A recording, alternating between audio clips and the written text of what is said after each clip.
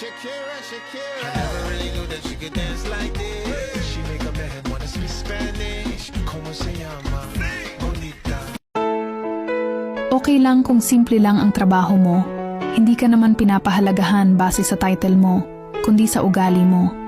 Basta marunong kang makisama, magbigay galang, at magtrabaho ng maayos, may respeto ka ng iba. Sa dulo, hindi ganda ng trabaho ang tumatagal, kundi kabutihan ng puso. Ang tunay na dangal, hindi yan nasusukat sa taas ng sahod, kundi sa taas ng pagtingin ng mga tao sa'yo.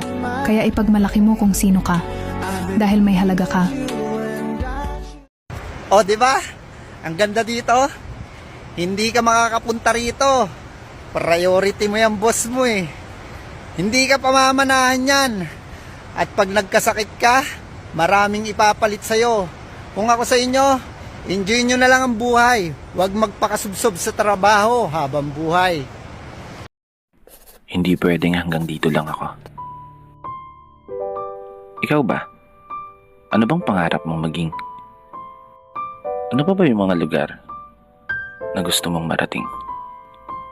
Ano pa ba yung mga... Dapat alam nyo kung hanggang saan lang ang hard work.